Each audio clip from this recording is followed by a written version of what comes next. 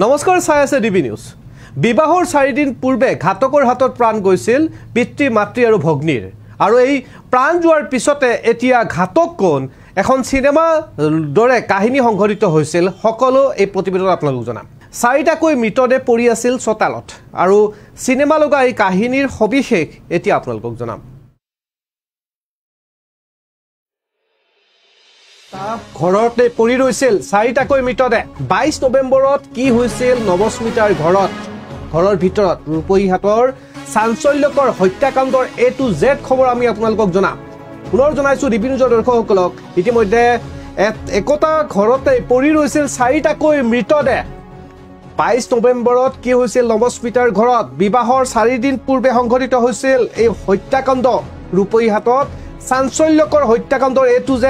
বিবাহৰ 4 দিন পূৰ্বে ঘাতকৰ হাতত প্ৰাণ গৈছিল পিতৃ মাতৃ আৰু ভগ্নীৰ। আৰক্ষীৰ তদন্তৰ পিছত পোহৰলৈ আহিছে চাঞ্চল্যকৰ কিছু তথ্য। একেটা ঘৰতে পৰি ৰৈছিল 4টাকৈ মৃতদেহ। 22 নৱেম্বৰত কি হৈছিল নৱস্মিতাৰ ঘৰৰ ভিতৰত ৰূপহীহাটৰ চাঞ্চল্যকৰ হত্যাকাণ্ডৰ A to Z। বিবাহৰ 4 দিন পূৰ্বে ঘাতকৰ হাতত প্ৰাণ গৈছিল পিতৃ ভগ্নী আৰু কন্যাৰ। ইতিমধ্যে আৰক্ষীৰ তদন্তত কেইবাটাও বিস্ফোৰক তথ্য পোহৰলৈ আহিছে। প্ৰেমৰ বাবে সংঘটিত হৈছিল ৰূপহীহাটৰ এই হত্যাকাণ্ড। নৱস্মিতাৰ প্ৰাক্তন প্ৰেমিক অনুপমে সূত্ৰধৰে হত্যা কৰিছিল। একেটা পৰিয়ালতে পৰি ৰৈছিল 4টাকৈ মৃতদেহ, আৰু মৃতদেহ বিবাহৰ 4 দিন পূৰ্বে সংঘটিত হৈছিল 22 নৱেম্বৰত নৱস্মিতাৰ ঘৰত কি হৈছিল ৰূপহীহাটৰ চাঞ্চল্যকৰ এই হত্যাকাণ্ডৰ পিছত অৱশেষত 10 দিনৰ পিছত পোহৰলৈ আহিছে ৰূপহীহাট গড়জানৰ চাঞ্চল্যকৰ হত্যাকাণ্ডৰ ৰহস্য। আৰক্ষীয়ে পোহৰলৈ আনিছে এই হত্যাকাণ্ডৰ ৰহস্য। আৰক্ষীৰ হাতত আহি পৰিছে এই হত্যাকাণ্ডৰ ৰহস্য। অৱশেষত ৰূপহীহাট গড়জানৰ চাঞ্চল্যকৰ হত্যাকাণ্ডক লৈ যি ৰহস্য ভেদ কৰিলে আৰক্ষীৰ তদন্তত পোহৰলৈ আহিল চাঞ্চল্যকৰ হত্যাকাণ্ডৰ বহু শিহৰণকাৰী তথ্য। প্ৰেমৰ বাবেই সংঘটিত হৈছিল ৰূপহীহাট গড়জানৰ চাঞ্চল্যকৰ এই হত্যাকাণ্ড। দুইজনে সংঘটিত কৰিছিল এই চাঞ্চল্যকৰ হত্যাকাণ্ড। নৱস্মিতাৰ প্ৰাক্তন প্ৰেমিক অনুপম সূত্ৰধাৰে হত্যা কৰিছিল পিতৃ মাতৃ আৰু কন্যাক। প্ৰাক্তন প্ৰেমিক অনুপম সূত্ৰধাৰে হত্যা কৰিছিল পিতৃ মাতৃ আৰু কন্যাক। ঘাতকক অনুপমৰ দাৰ ঘাপত প্ৰাণ গৈছিল গুণধৰ চৰকাৰ, তেওঁৰ পত্নী পুৰন্ধনী চৰকাৰ আৰু কন্যা জয়স্মিতা চৰকাৰ। আনহাতে ঘাতক অনুপমৰ প্ৰাণ লৈছিল অমল চৰকাৰ নামৰ এজনে। অমল চৰকাৰৰ মৃত গুণধৰ চৰকাৰৰ ভতিজাক আছিল। এই ভতিজাকে সমগ্ৰ দৃশ্যত দেখা পাই আছিল অনুপমে ব্যৱহাৰ কৰা সেই দাৰে অনুপমকে হত্যা কৰিছিল অমল চৰকাৰে। নৱস্মিতাৰ ঘৰত প্ৰৱেশ কৰি পৰিয়ালটোৰ 3গৰাকী সদস্যক হত্যা কৰিছিল অনুপমে। গুণধৰ চৰকাৰৰ পত্নী সুৰধনীক হত্যাৰ সময়ত উপস্থিত আছিল অমৰ চৰকাৰ। অমৰ চৰকাৰে প্ৰস্ৰাৱ কৰিবলৈ ওলাই আহোঁতেই দেখিছিল হত্যাকাণ্ড। পৰিয়ালটোক প্ৰাণ বচাবলৈ চেষ্টা কৰিছিল অমৰ চৰকাৰে, কিন্তু প্ৰাণ ৰক্ষা কৰিবলৈ যাওঁতেই ভৰিত আঘাত পাইছিল অমৰ চৰকাৰে। তাৰ পাছতেই অমৰ চৰকাৰে প্ৰাণ লৈছিল অনুপম সূত্ৰধৰত। ইতিমধ্যে হত্যাকাণ্ডত ব্যৱহৃত দাখন পৰীক্ষাৰ বাবে ফৰেনচিকলৈ প্ৰেৰণ কৰিছে তদন্তকাৰী আৰক্ষীৰ দলে। এই ঘটনাৰ 9 দিন পিছত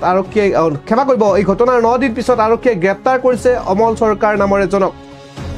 উল্লেখযোগ্য যে এই ঘটনাত সংঘটিত হোৱাৰ দিনাই নগাঁৱলৈ বিয়াৰ বজাৰ কৰিবলৈ আহিছিল কন্যা নৱস্মিতা চৰকাৰ, আৰু সেই সময়তে সংঘটিত হৈছিল এই নৃশংস ঘটনা।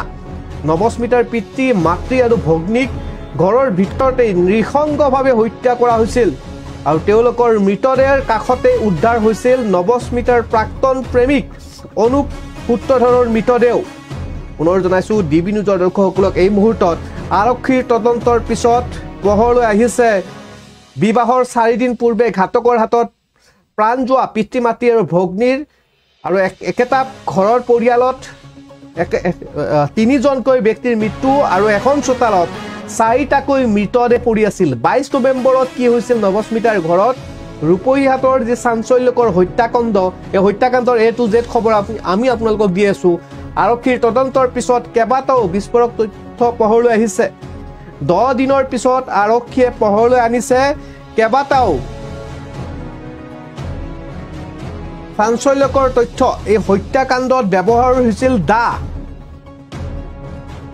আৰক্ষীৰ তদন্তৰ পিছত পোহৰলৈ আহিছে এই চাঞ্চল্যকৰ হত্যাকাণ্ডৰ বহু শিহৰণকাৰী তথ্য প্ৰেমৰ বাবে সংঘটিত হৈছিল ৰূপহীহাটৰ গাৰ্জনৰ এই চাঞ্চল্যকৰ হত্যাকাণ্ড দুজনে সংঘটিত কৰিছিল এই সমগ্ৰ হত্যাকাণ্ড নৱস্মিতাৰ প্ৰাক্তন প্ৰেমিক অনুপমে সূত্ৰধাৰে হত্যা কৰিছিল পিতৃ মাতৃ আৰু কন্যাক নৱস্মিতাৰ পিতৃ মাতৃ আৰু কন্যাক হত্যা কৰিছিল প্ৰাক্তন প্ৰেমিক অনুপমে সূত্ৰধাৰে আৰু ঘাতক অনুপমৰ দাৰ ঘাপত প্ৰাণ লৈছিল গুণধৰ চৰকাৰ পিতৃ আনহাতে পত্নী সুৰন্ধনী চৰকাৰ আৰু কন্যা জয়স্মিতা চৰকাৰ আনহাতে ঘাতকক অনুপমৰ প্ৰাণ লৈছিল অমৰ চৰকাৰ নামৰ এজনে অমৰ চৰকাৰ মৃত গুণধৰ চৰকাৰৰ ভতিজাক আছিল আৰু ভতিজাকে এই সমগ্ৰ দৃশ্যাংশ প্ৰত্যক্ষ কৰি আছিল যেতিয়া অমৰ চৰকাৰে চকুৰ আগত প্ৰত্যক্ষ কৰিছিল গুণধৰ চৰকাৰ আৰু গুণধৰ চৰকাৰৰ পত্নী পুৰন্ধৱী চৰকাৰ আৰু কন্যা জয়স্মিতা চৰকাৰৰ মৃতদেহ এখন দাৰে হত্যা কৰিছিল আৰু অনুপমে ব্যৱহাৰ কৰা সেই দাখনেৰে অনুপমক হত্যা কৰিছিল অমল চৰকাৰে নৱস্মিতাৰ ঘৰত প্ৰৱেশ কৰিয়েই পৰিয়ালৰ 3 গৰাকীকৈ সদস্যক হত্যা কৰিছিল অনুপমে আৰু গুণধৰ চৰকাৰ পত্নী পুৰন্ধৱীক হত্যা কৰাৰ সময়তে প্ৰত্যক্ষ কৰিছিল অমৰ চৰকাৰে সমগ্ৰ দৃশ্য আৰু অমল চৰকাৰে সেই সময়ত প্ৰস্তাৱ কৰিবলৈ ওলাই আহি দেখিছিল এই হত্যাকাণ্ডৰ সমগ্ৰ পৰিৱেশ পৰিয়ালটোক প্ৰাণ বচাবলৈ চেষ্টা কৰিছিল অমৰ চৰকাৰে কিন্তু প্ৰাণ ৰক্ষা কৰিবলৈ যাওঁতেই ভৰিত আঘাত পাইছিল অমৰ চৰকাৰে প্ৰথম অৱস্থাত তাৰ পাছত অমৰ চৰকাৰে প্ৰাণ লৈছিল অনুপম সূত্ৰধৰৰ ইতিমধ্যে হত্যাকাণ্ডত ব্যৱহৃত হোৱা যি দাখন এই দাখন পৰীক্ষাৰ বাবে ফৰেনচিকলৈ প্ৰেৰণ কৰিছে তদন্তকাৰী আৰক্ষীৰ দলে আৰু ঘটনা সন্দৰ্ভত দুটাকৈ গোচৰ ৰুজু কৰিছে আৰক্ষীয়ে আৰু ঘটনাৰ 9 দিনৰ পিছত আৰক্ষীয়ে গ্ৰেপ্তাৰ কৰিছে অমল চৰকাৰক অৰ্থাৎ ভতিজাক বৰ্তমান আৰক্ষীয়ে গ্ৰেপ্তাৰ কৰিছে উল্লেখযোগ্য যে এই ঘটনা সংঘটিত হোৱাৰ দিনা বিয়াৰ বজাৰ কৰিবলৈ গৈছিল কন্যা নৱস্মিতা চৰকাৰ আৰু সেই সময়তেই সংঘটিত হৈছে এই নৃশংস হত্যাকাণ্ডৰ ঘটনা এটা পৰিয়ালত 3জনকৈ লোক আনহাতে প্ৰাক্তন প্ৰেমিকৰ মৃতদেহ নৱস্মিতাৰ পিতৃ মাতৃ আৰু ভগ্নীৰ ঘৰৰ ভিতৰতেই নৃশংসভাৱে হত্যা কৰা হৈছিল আৰু তেওঁলোকৰ মৃতদেহৰ কাষতেই নৱস্মিতাৰ প্ৰাক্তন প্ৰেমিক অনুপম সূত্ৰধাৰৰ মৃতদেহ দেখা পোৱা গৈছিল অৰ্থাৎ এখন চোতালত বিবাহৰ 4 দিন পূৰ্বে 4টাকৈ মৃতদেহ পৰি আছিল আৰু এই সমগ্ৰ ঘটনাক লৈ নগাঁও ৰূপহীহাটত চাঞ্চল্যকৰ বিৰাজমান কৰিছিল আৰু 10 দিনৰ পিছত এতিয়া আৰক্ষীয়ে পোহৰলৈ আনিছে সমগ্ৰ ঘটনাৰ তথ্য আৰক্ষীয়ে জানিব দিয়া মতে এই ঘটনা 22 নৱেম্বৰত নৱস্মিতাৰ ঘৰৰ ভিতৰত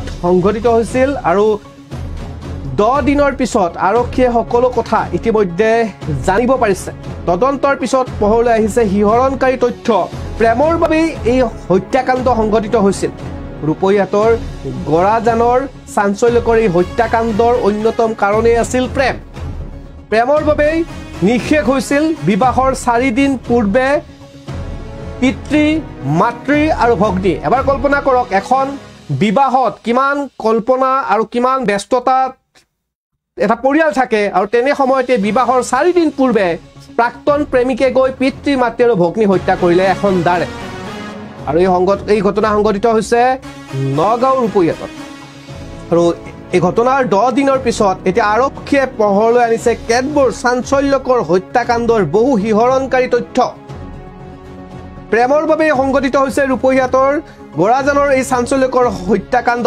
দুজনে সংঘটিত কৰিলে এই চাঞ্চল্যকৰ হত্যাকাণ্ড দুজন ব্যক্তি জড়িত হৈ থাকিল ভতিজাক আৰু প্ৰাক্তন প্ৰেমিক নৱস্মিতাৰ প্ৰাক্তন প্ৰেমিক অনুপমে সূত্ৰধাৰে হত্যা কৰিছিল পিতৃ মাতৃ আৰু কন্যা ঘাতকৰূপী অনুপমৰ হাতত এখন দা আছিল আৰু এই দাখন লৈ দাৰ ঘাপত প্ৰাণ গৈছিল গুণধৰ চৰকাৰ প্ৰাক্তন প্ৰেমিক অনুপম সূত্ৰধাৰে প্ৰথমে গুণধৰ চৰকাৰৰ দাৰে ঘপিয়াই হত্যা কৰে তাৰ পিছত পত্নী গুণধৰ চৰকাৰৰ পত্নী সুৰন্ধনী চৰকাৰক আৰু কন্যা জয়স্মিতা চৰকাৰক হত্যা কৰে অৰ্থাৎ এটা দিনতেই বিবাহৰ 4 দিন পূৰ্বেই পিতৃ মাতৃ আৰু ভগ্নীক হত্যা কৰিলে নৱস্মিতাৰ প্ৰাক্তন প্ৰেমিকে